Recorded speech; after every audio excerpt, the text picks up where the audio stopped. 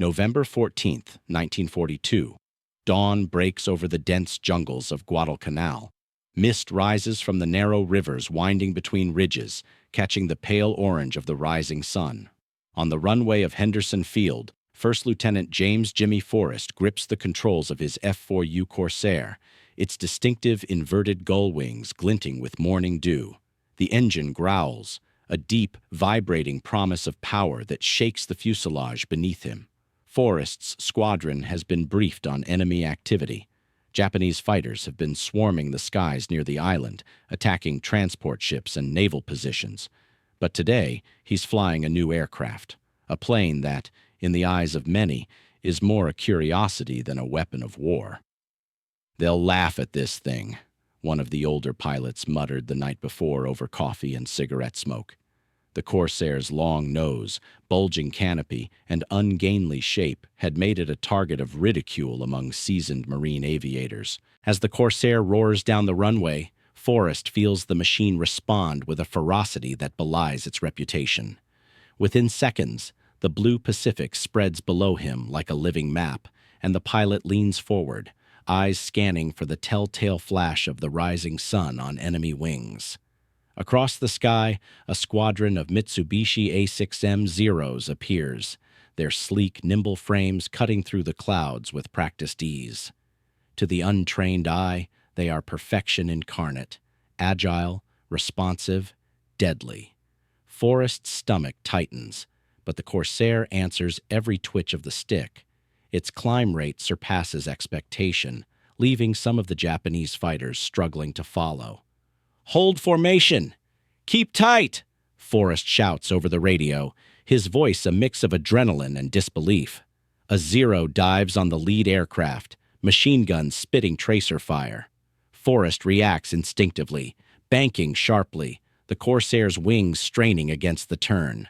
He fires his 6.50 caliber Browning machine guns in a controlled burst, the bullets tearing into the enemy fighter's fuselage. The Zero wobbles, smoke curling from its engine, and then plunges into the Pacific below. From the Japanese carrier decks, young pilots squint at the approaching American planes. Lieutenant Kenji Sato, perched in a Nakajima air group, shakes his head.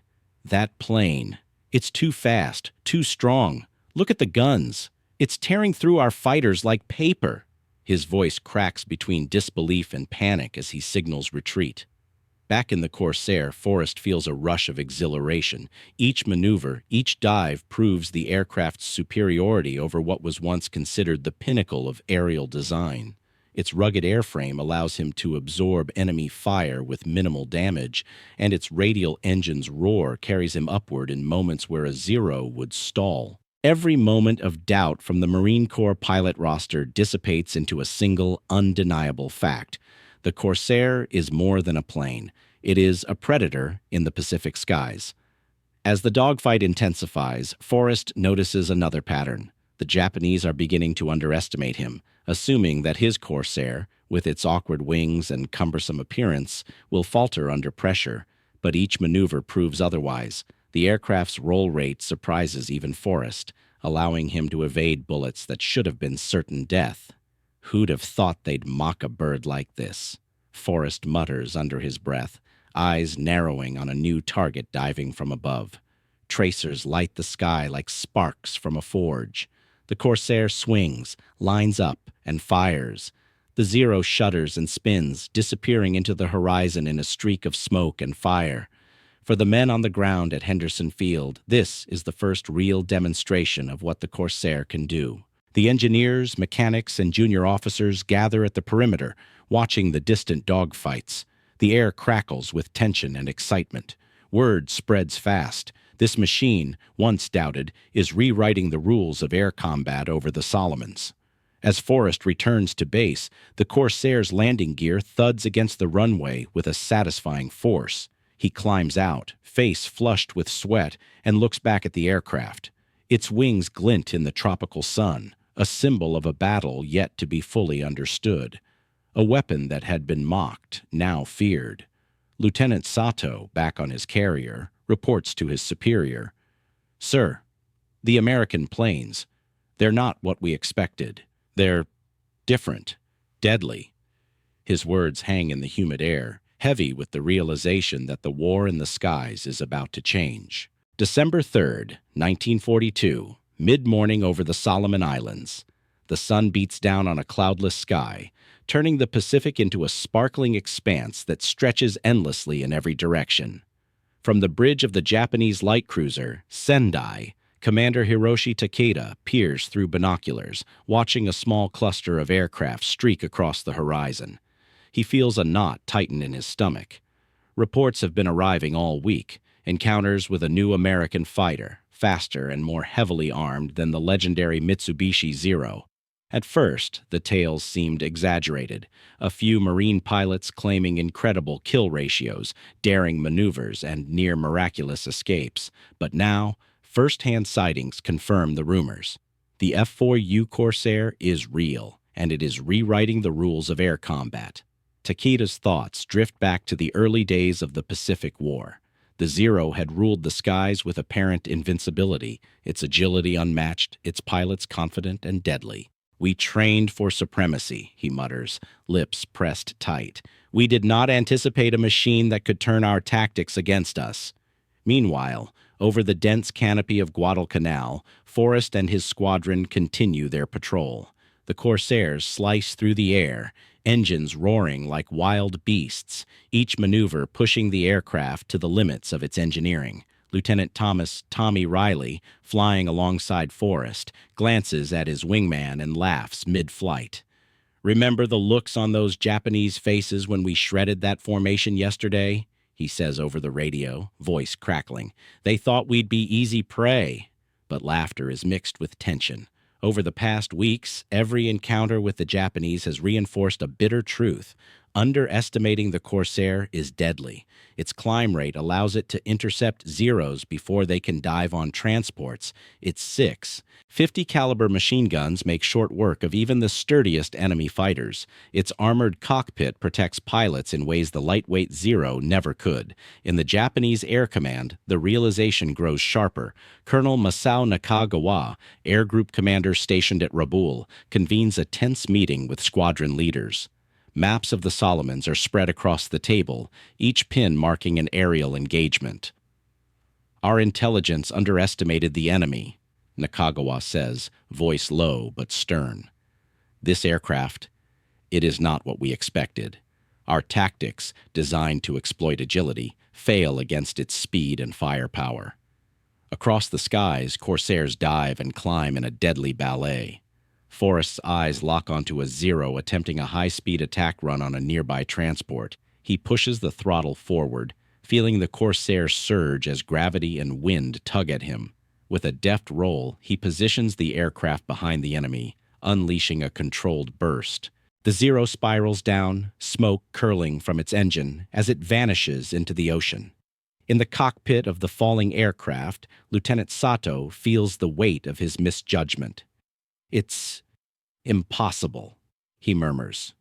The Corsair is not only keeping up with the Zero, it is dominating it.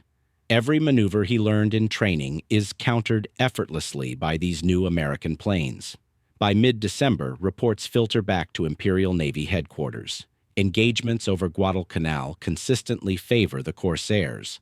Marine pilots, confident and aggressive, exploit every weakness, turning the once-dreaded Japanese fighter into a vulnerable target. Fleet commanders, once dismissive, now convene emergency briefings to develop counter-tactics. Yet no solution seems immediately effective. The Corsairs' speed and firepower create an entirely new dynamic, one that the Japanese are forced to respect, if not fear. On the ground at Henderson Field, mechanics and support crews are working overtime. Every sortie is a lesson in performance and endurance. The Corsair may be the answer to Japan's aerial dominance, but it demands skill, precision, and respect from its pilots. Forrest wipes sweat from his brow, listening to the chatter over the radio. Reports of another Zero down, another pilot saved by the Corsair's resilience. "It's like nothing we've ever flown," he mutters, awe in his voice. Even as American pilots celebrate, the tension is palpable. Each encounter could be the last. The Japanese are adapting, learning, and striking back with renewed aggression. But the Corsair's entry into combat has irrevocably shifted the balance. Its reputation, once ridiculed, is cementing in blood and fire as the aircraft that turned the tide in the skies above the Solomons. The sun begins to set, casting long shadows across the jungle canopy and the sparkling waters beyond. Forrest banks his Corsair for a final sweep of the area, scanning for threats. Below, the ocean seems calm, but he knows better. The war in the air is far from over, and every day, every engagement, writes a new chapter in the legend of the F4U Corsair, January 7th, 1943. The morning sun glares off the metallic wings of Corsairs lined up on the tarmac at Henderson Field. The air smells of fuel and ozone, heavy with the metallic tang of spent ammunition. Forrest walks past the aircraft, inspecting the wing flaps, checking the oil lines, noting every small imperfection. These machines are not just tools. They are extensions of the pilots themselves, crafted to dominate the skies. As the Marines scramble for takeoff, the first wave climbs toward the clouds. Lieutenant Riley glances back at Forrest. "Ready to remind them why they laughed at us?" he asks with a grin. Forrest nods, settling into formation, eyes scanning the horizon for movement. Minutes later, the faint hum of approaching Japanese fighters reaches them. A flight of Zeros, led by Lieutenant Sato, emerges from the sun's glare, assuming their usual aggressive dive toward the transport ships below. But the Americans are ready. The Corsairs peel off in disciplined sweeps, engines roaring with authority, wings cutting precise arcs through the sky. In the cockpit of his Corsair, Forrest executes a vertical climb, letting gravity do half the work as he pivots over a Zero attempting to intercept him. "He won't know what hit him," he mutters under his breath. The moment the Zero levels out to fire, Forrest unleashes a burst of 50 caliber rounds. The enemy fighter shudders violently before diving toward the ocean, trailing smoke and flame. On the Japanese side, panic ripples through the flight formation. The pilots, trained to rely on speed and agility, find themselves outmatched. The Corsair climbs faster, dives harder, and absorbs punishment with a resilience they did not anticipate. Lieutenant Sato, struggling to regroup his formation, radios an urgent warning. "Do not engage head-on. They are stronger than expected." Back on the island, ground crews watch as more Zeros fall from the sky. The Corsair, once mocked for its appearance and awkward gull wings, has become a symbol of unstoppable American air power. Each kill reinforces its reputation, leaving Japanese pilots and commanders scrambling to rethink tactics mid-battle. By mid-morning, Forrest and Riley regroup over the treetops. They exchange terse but exhilarated comments over the radio. "They're still trying the same maneuvers," Riley says. "We're already 2 steps ahead." Forrest nods, eyes scanning the skies. "Every day we fly, we teach them a new lesson," he replies. The Corsair's mastery does not go unnoticed. Reports reach the highest echelons of the Japanese Navy.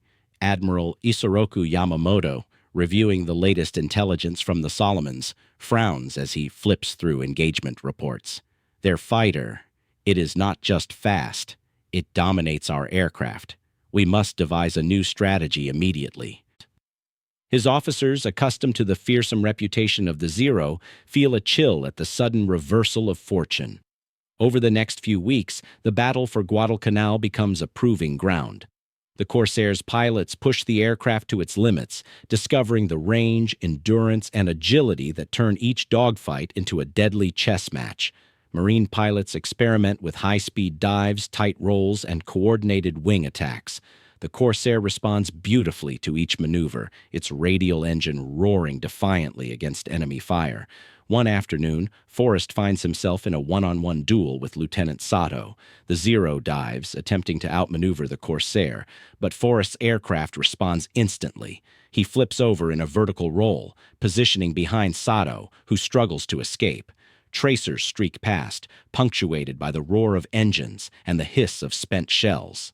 With a final burst, the Zero spirals into the sea below. Landing back at Henderson Field, Forrest climbs out of the cockpit, his uniform streaked with sweat and grime. Mechanics rush to check the Corsair, noting bullet scars that barely mar its aluminum body. "She's a tank in the sky," one whispers, shaking his head in admiration. Forrest allows himself a rare smile. "They laughed at her," he says softly, "and now she owns the sky." The legend of the F4U Corsair grows, not just for its raw power, but for the pilots who master it. In the Pacific Theater, every engagement reinforces a single truth. Underestimating this fighter is a mistake that costs lives. Japanese pilots, once confident in their dominance, now approach every sortie with caution, respect, and increasingly, fear. As the sun sets over the Solomons, casting golden light across the jungle canopy and the glinting ocean, Forrest climbs into his Corsair once more. Ahead, the sky is a vast, shifting battlefield, but he feels a quiet confidence. The Corsair has proven itself, and in the hands of skilled pilots, it has rewritten the rules of aerial warfare in the Pacific. February 12, 1943. The Solomon sun beats down mercilessly on Henderson Field. Smoke rises from recent strafing runs, mingling with the scent of salt and oil. Forrest climbs into his Corsair, engine roaring to life, a symphony of raw power that vibrates through the cockpit. Today, the mission is clear. Escort the supply transports moving through hostile waters, ensuring that Japanese fighters cannot interrupt the flow of men and materiel. As the squadron lifts into the sky, Lieutenant Riley remarks, "They're already talking about us on Rabaul. The Zero pilots are spooked." Forrest glances over the canopy, scanning the horizon. He knows the reports are accurate. Every engagement with the Japanese now carries a psychological edge. The Corsair, once mocked for its long nose and odd wings, has become a specter in enemy intelligence, whispered about in Japanese mess halls and carrier briefing rooms. Moments later, Lieutenant Sato leads a squadron of Zeros in a high-altitude intercept. They approach in a coordinated dive, banking sharply, trying to draw the Corsairs into a traditional dogfight. But Forrest anticipates every move. He pushes the throttle forward, and the Corsair responds instantly, climbing faster than the Zeros can follow. In the span of seconds, he positions behind Sato, guns blazing. Tracer fire rips through the air. The Zero shudders violently before spinning out of control, smoke trailing like ink on water. Back on Rabaul, Nakagawa receives the after-action report. His face is grave, etched with fatigue and disbelief. Their aircraft, it is no longer a curiosity. It is a predator, he mutters. Japanese pilots are now scrambling to develop counter-tactics, but the Corsair's combination of speed, firepower, and resilience leaves few options. Where once Zeros could outmaneuver almost any Allied fighter, now they find themselves outpaced, outgunned, and outsmarted. Over Guadalcanal, Forrest's squadron pushes further into enemy territory, executing precise sweeps and cover maneuvers. Each sortie reinforces what the Marines have known for weeks. The Corsair is not just a plane. It is an instrument of aerial domination.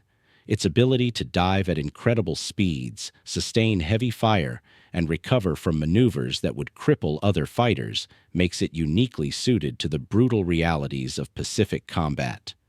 Riley glances at Forrest mid-flight. "Remember when they called this thing a bird of ridicule? Ha! Look at us now." Forrest smiles grimly. "It's not the plane that wins battles. It's the pilot. But she certainly gives us the edge." The Corsair glides past enemy flak, slicing through the morning sky like a blade of steel, every turn precise, every climb exacting. In the coming weeks, American reports document a startling shift. The once feared Zero now suffers heavy losses at the hands of Corsair pilots. Japanese morale falters as seasoned aces fall to the very aircraft they once mocked. Pilot training programs are revised, tactics reconsidered, but the psychological edge remains with the Americans. The legend of the Corsair spreads among Japanese ranks, a fighter that cannot easily be predicted, outruns, or outgunned. On February 24th, Forrest finds himself in a tense duel over the waters off New Georgia. Sato, determined to reclaim lost pride, presses an aggressive attack. But Forrest's Corsair is superior in every way. Its roll rate, its climb, its firepower all allow him to counter each maneuver. With a series of deft dives and sharp turns, he positions behind Sato, and a single burst from the 650 calibers tears through the enemy fuselage. Sato ejects, descending into the sea with parachute deployed. The news reaches Japanese headquarters with devastating effect. Sato is a decorated pilot, and his loss is a blow to both morale and confidence. For the Americans, it is proof. The F4U Corsair has evolved from a mocked design to a legendary instrument of war. Its reputation cements itself not through propaganda, but through tangible results in the skies of the Solomons. As dusk falls over Guadalcanal, Forrest taxis the Corsair back onto the field. Mechanics dash forward, examining the aircraft for damage. Bullet marks crisscross the fuselage, evidence of the fierce encounters above. Forrest leans back against the wing, gazing skyward. The sun reflects off the gull wings, casting long shadows over the jungle canopy. They laughed at her. They mocked her. And now she owns the sky. He murmurs, voice carrying the weight of both exhaustion and triumph. From that day forward, pilots on both sides recognize a simple truth. The F4U Corsair is no longer an experiment, no longer a curiosity. It is a legend, a fighter that has transformed the balance of power, forcing the Japanese to adapt, respect, and fear the aircraft they once dismissed.